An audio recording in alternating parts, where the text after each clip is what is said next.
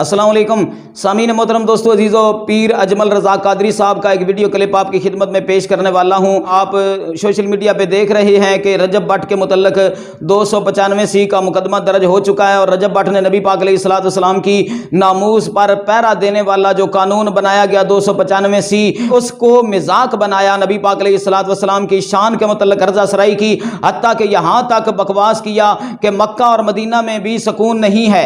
सामीन मोहतरम अस्तगफिरुल्लाह, जो इंसान ये लफ्ज़ बोलता है ना, उस इंसान को फिर सुकून कहीं भी नहीं मिलेगा, वो आखिरत में भी जहन्नम में ही जाएगा, दुनिया में भी वो जहन्नम में ही है। सामीन मोहतरम दोस्तों अजीज़ों, ऐसे जालिम लोग कि जो नाम निहाद मुसलमान हैं, सिर्फ और सिर्फ शोहरत हासिल करने के लिए और बुद्ध मजहब लोगों को खुश करने के लिए उसने सिद्धू मूसेवाला का भी नाम लिया कि वो हमारा उस्ताद है। सामीन मोहतरम, काफरों के नाम इस्तेमाल करके व्यूज लेते हैं, हालांकि जो मुसलमान ऐसा करे वो इस्लाम, वैसे ही दायरा इस्लाम से वो बंदा खारिज हो जाता है। मलऊन रजब भट्ट की तजलील और इसकी मजम्मत करते हुए पीर अजमल रज़ा कादरी साहब जो निहायत ही बरगुज़ीदा इंसान है, आशिक़ रसूल हैं, इल्म अमल सीरत किरदार अल्लाह रब्बुल इज़्ज़त ने हर चीज़ से उनको नवाजा हुआ है, वो बोलते हैं तो लफ्ज़ सीने में फूल बनकर उतर जाते हैं। सामीन मोहतरम दोस्तों अजीज़ों, पीर अजमल रज़ा कादरी साहब का मोहब्बत अफरोज़, ईमान अफरोज़ बयान आप समाअत फरमाया, आपने कुलूब व अज़हान को मुनव्वर करें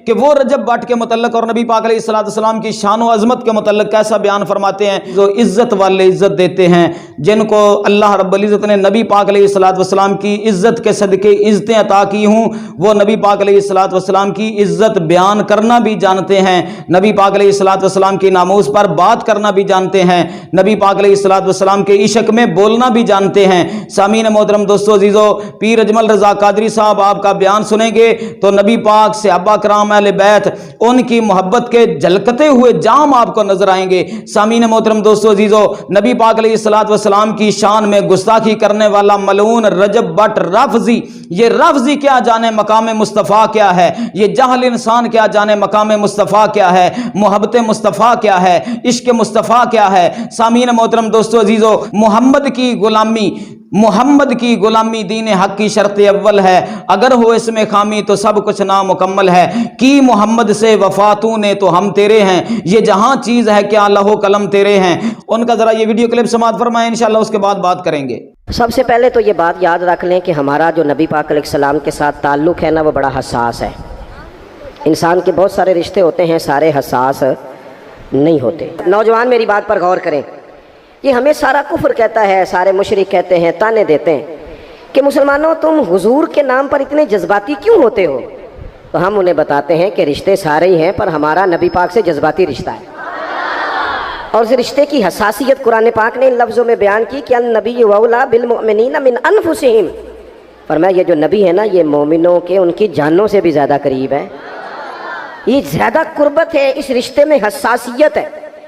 और नबी पाक अलैहिस्सलाम का उम्मत से ताल्लुक़ किस तरह का है, अज़ीज़ुन अलैहि मा अनित्तुम।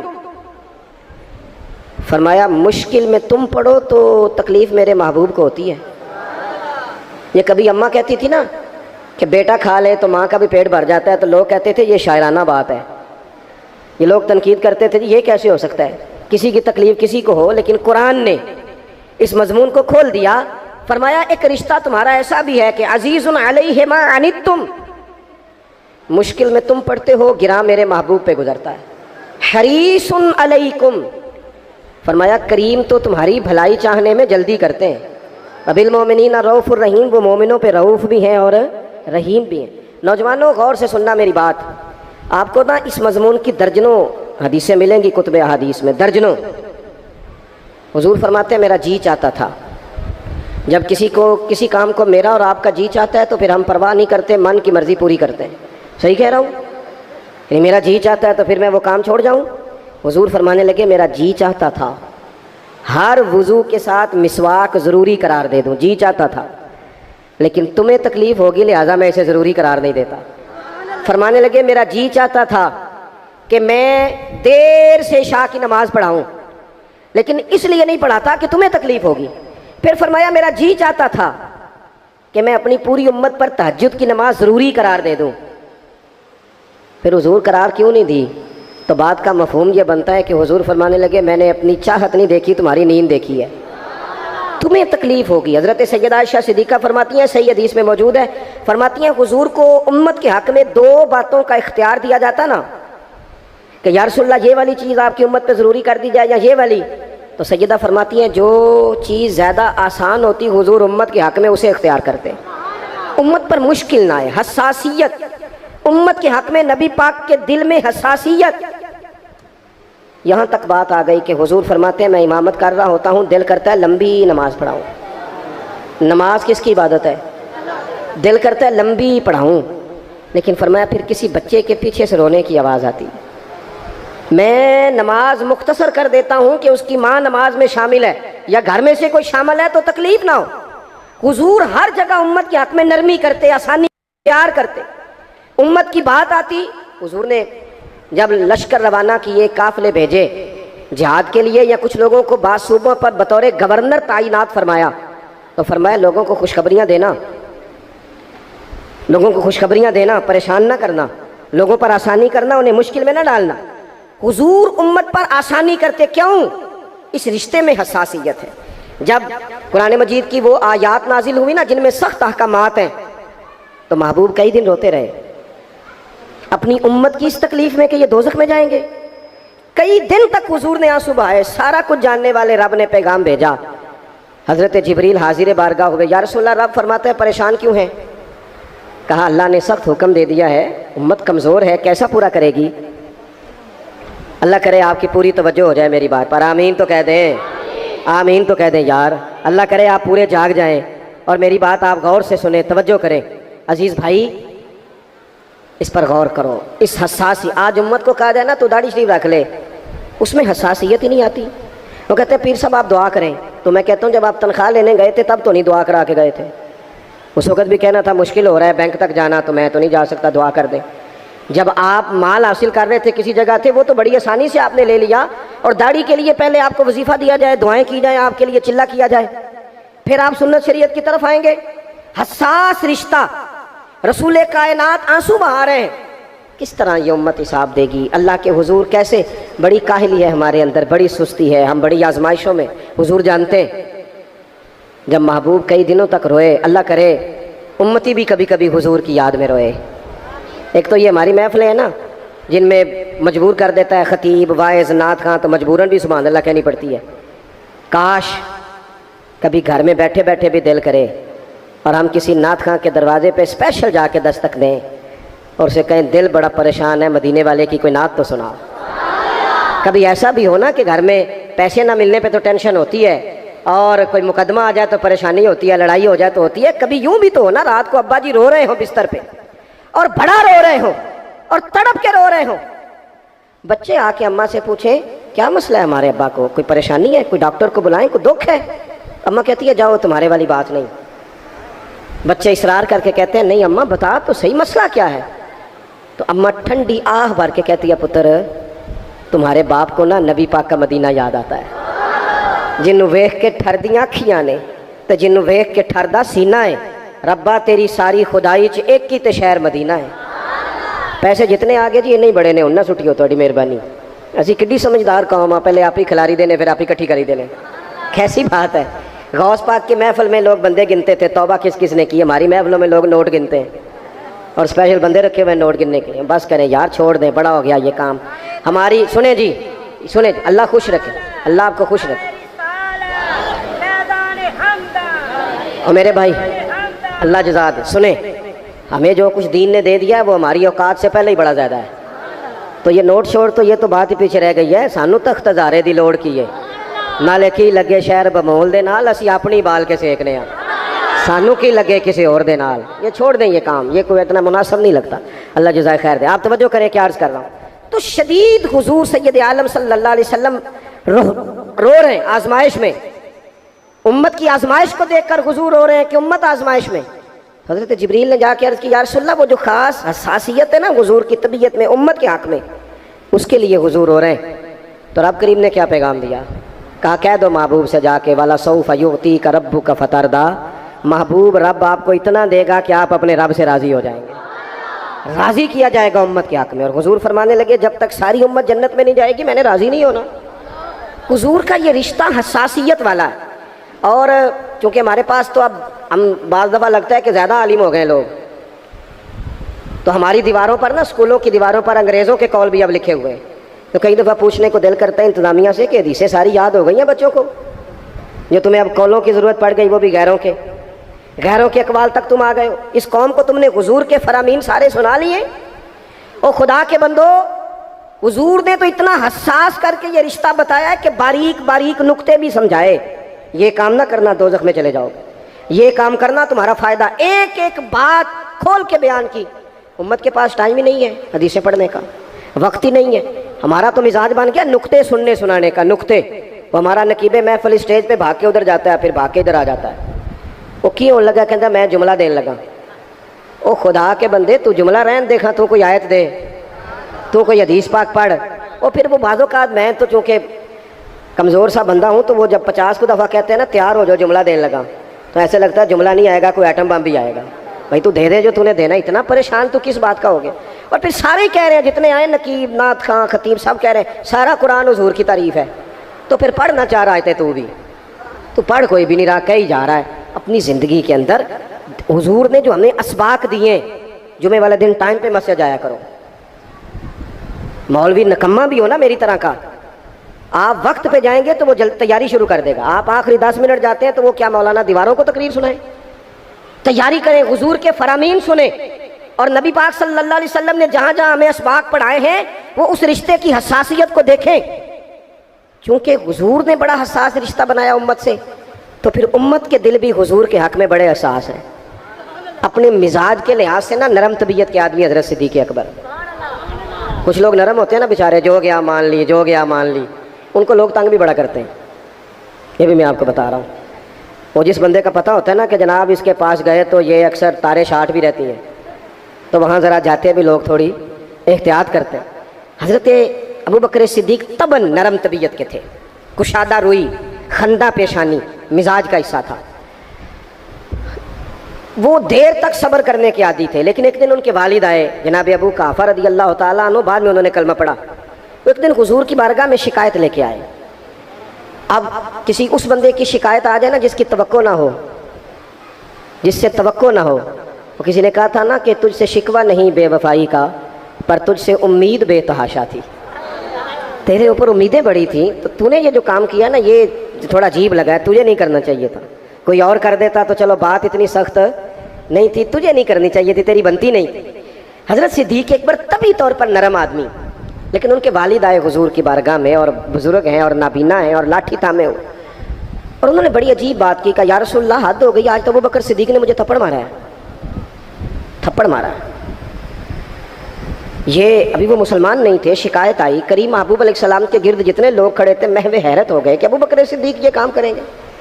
حضور نے فرمایا بلاؤ نا جناب صدیق کو، حاضر بارگاہ ہو گئے، ہاتھ باندھے، نظر جھکائی ہے۔ حضور نے فرمایا ابو بکر لوگوں کو تو یقین ہی نہیں آ رہا، تم نے تھپڑ مارا باپ کو؟ خاموش کھڑے، خاموش۔ کریم نے فرمایا ابو بکر سن رہے ہو میں نے کیا کہا، باپ کو مارا ہے؟ چپ کھڑے۔ تیسری دفعہ حضور نے فرمایا بولتے کیوں نہیں؟ انہوں نے نا گردن اٹھائی، آنسو ٹپ ٹپ داڑھی پہ گر رہے، رو کے عرض کرنے لگے یا رسول اللہ باپ سے کہیں خنجر لے کے میرا گلا کاٹ دے، میں سی نہیں کروں گا، پر اس نے نا آج آپ کے بارے میں بات کی ہے، آپ کی شان اقدس کے بارے میں کچا جملہ بولا ہے، آپ کے بارے میں کمزور بات کی ہے۔ یا رسول اللہ میں سارا کچھ سہ سکتا ہوں، پر آپ کا اور میرا رشتہ، حضور آپ کی اور میری بات، تن تندور تے ہڈیاں بالن، اسی ہاواں نال تپایا، کپ کپ مکیاں پیڑے کیتے، اتوں عشق پلیتھن لایا، تن دا سالن تے من دی ہانڈی، لون صبر دا پایا، غلام فریدہ میں ساری تیری، تین وجہ یقین نہیں آیا؟ فرمانے لگے، عرض کرنے لگے یا رسول اللہ صلی اللہ علیہ وسلم انہوں نے آپ کے بارے میں بات کی ہے، شکر کرے میرے ہاتھ میں تلوار نہیں تھی، ورنہ میں باپ کا سر کاٹ دیتا، اس لیے کہ ہر چیز برداشت ہے، محبوب کی شان کے بارے میں کوئی بات کرے یہ امت کو برداشت نہیں ہوتی، ہم یہ کیسے قبول کریں، کیسے اس بات کو قبول کریں؟ عزیز بھائی اس رشتے میں حساسیت، آپ دیکھیں صحابہ نا اس حساسیت، اور صرف ناموس رسالت کے مسئلے میں نہیں، ہر مسئلے میں وہ حضور کے حق میں حساس تھے، ہمیں ہر مسئلے میں ہی حساس ہونا ہے۔ توجہ ہے آپ کی میری بات پہ؟ مجھے آپ کی گرمی کا بڑا سخت احساس ہے، اور جو لوگ بڑی تکلیف میں بیٹھے ہیں یہ بھی مجھے اس بات کا بھی اندازہ ہے. میں کوئی بات لمبی نہیں کرنے والا, بات بڑی جلدی ختم کرنے لگا ہوں. اللہ کے محبوب جمعہ پڑھا رہے تھے, تو ایک آدمی کھڑے ہو گئے تو محبوب نے فرمایا بیٹھ جاؤ, نام نہیں لیا. حضرت انس بن مالک کہتے ہیں ایک بندہ دروازے کے باہر تھا, اس کے کانوں میں آواز گئی تو مسجد کے باہر ہی بیٹھ گئے. ایک کبھی پچھلی گلی میں تھے, ان کے کانوں میں آواز گئی بیٹھ جاؤ تو وہ وہیں بیٹھ گئے.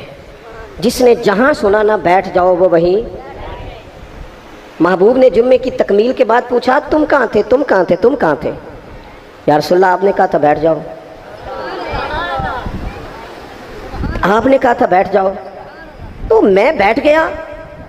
محبوب علیہ الصلوۃ والسلام مسکرا کے فرمانے لگے تمہیں کب کہا تھا, تمہیں کب کہا تھا, تمہیں, میں نے تو اسے کہا تھا.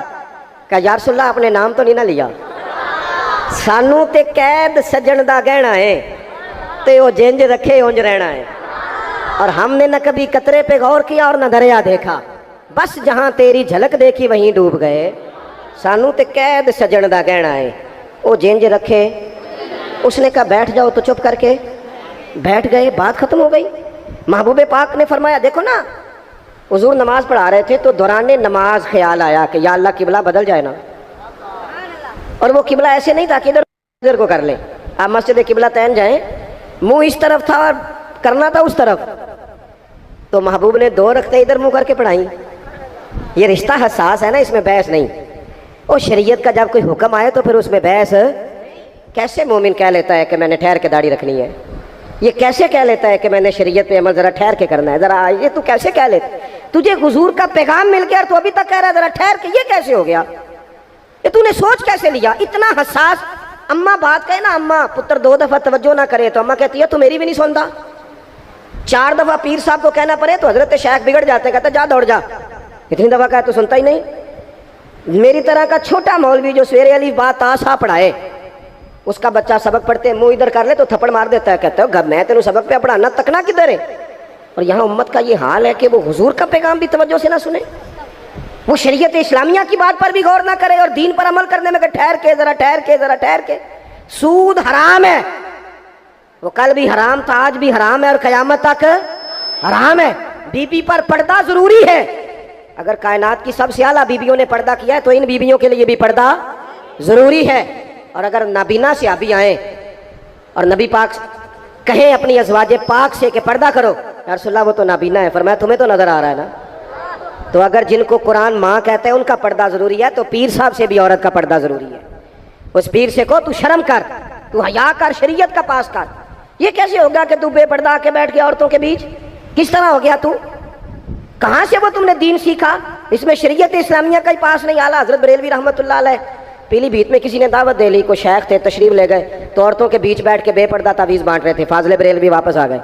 عزت والے عزت دیتے ہیں, جن کو اللہ رب العزت نے نبی پاک علیہ الصلوۃ والسلام کی عزت کے صدقے عزتیں عطا کی ہوں, وہ نبی پاک علیہ الصلوۃ والسلام کی عزت بیان کرنا بھی جانتے ہیں, نبی پاک علیہ الصلوۃ والسلام کی ناموس پر بات کرنا بھی جانتے ہیں, نبی پاک علیہ الصلوۃ والسلام کے عشق میں بولنا بھی جانتے ہیں. سامعین محترم دوستو عزیزو, پیر اجمل رضا قادری صاحب آپ کا بیان سنیں گے تو نبی پاک, صحابہ کرام, اہل بیت, ان کی محبت کے جھلکتے ہوئے جام آپ کو نظر آئیں گے. سامعین محترم دوستو عزیزو, نبی پاک علیہ الصلوۃ والسلام کی شان میں گستاخی کرنے والا ملعون رجب بٹ رافضی, یہ رافضی کیا جانے مقام مصطفیٰ کیا ہے, یہ جاہل انسان کیا جانے مقام مصطفیٰ کیا ہے, محبت مصطفیٰ کیا ہے, عشق مصطفیٰ کیا ہے. سامعین محترم دوستو عزیزو, خود ہی کو کر بلند اتنا کہ ہر تقدیر سے پہلے خدا بندے سے خود پوچھے بتا تیری رضا کیا ہے. محمد کی غلامی دین حق کی شرط اول ہے, اگر ہو اس میں خامی تو سب کچھ نامکمل ہے.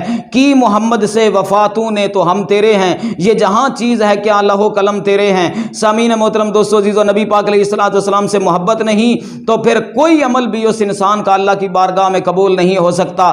سامعین محترم دوستو عزیزو, نبی پاک علیہ الصلوۃ والسلام کی محبت ہی سب کچھ ہے. اللہ تعالیٰ نبی پاک علیہ الصلوۃ والسلام کی محبت میں, حضور کی غلامی میں جینے مرنے کی توفیق عطا فرمائے.